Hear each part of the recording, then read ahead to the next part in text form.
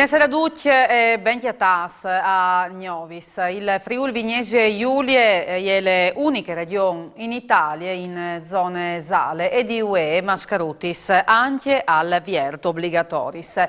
Il presidente della regione Massimiliano Fedriga l'ha domandata e ottenuta di anticipare di una settimana la introduzione des nuovis misuris, in primis il Super Green Pass e di UE dunque dove persone vaccinate so che avete avuto il Covid a pueden accedere a ristoranti, bar, teatris, avveniments sportivi e manifestazioni. Il Green Pass base invece tal covente per la lavorare e per doprare i mezzi pubblici. Sul NUF Super Green Pass sono difficoltà tecniche, obiettivi, sintesi verifiche. Sarà sclarito l'assessore regionale sicurezza Pierpaolo Roberti e per queste settimane sarà tolleranza in controlli. Dunque sarà un fase dome a campione per ciò che riguarda invece di mascaruti salvierta, l'ha concluduto Roberti, o sarin in transigenze. Si darà ad un domani il Comitato per Sicurezza e l'Ordine Pubblica Udin per fissare linee guida per controlli e verifiche. 6 morti e 15 altre persone ricoverate. Sono questi numeri degli ultimi 24 ore che avvengono su dal bollettino regionale sull'andamento della pandemia in regione. I pazienti, come accettati in tesari medici regionali, sono 291, con 25 persone in terapia intensive.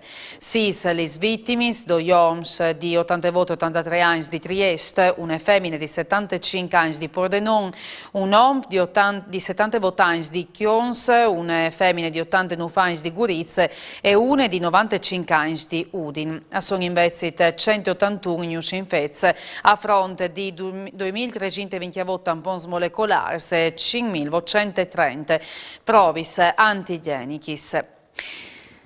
All'estate arrestata per omicidi stradali l'uomo di 32 anni di Gurizze che 13 in daura aveva investito e copato Marisa Calabrese di 50 anni morta dopo essere stata chiappata sotto sul stradone de Mainizze, la strada statale 251. L'alcol test dall'uomo è risultato positivo, di là dal limite consentito per mettersi a guida. A arrestarlo i carabinieri delle stazioni di Savogni dall'Usince e dal nucleo radiomobile delle compagnie di Gurizze.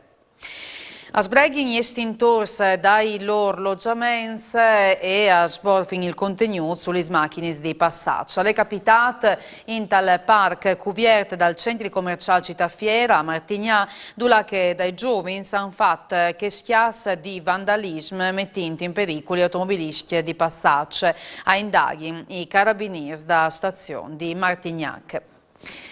Alle robave elettrodomestiche e mobi tales ecoplaciutis di Miece Friul per rivendio al marchiate neri. Un uomo di 50 anni, originario di Sierra Leone, è finita in manettis di gnot fermate identificate polizie in zone di autostazione di Udin.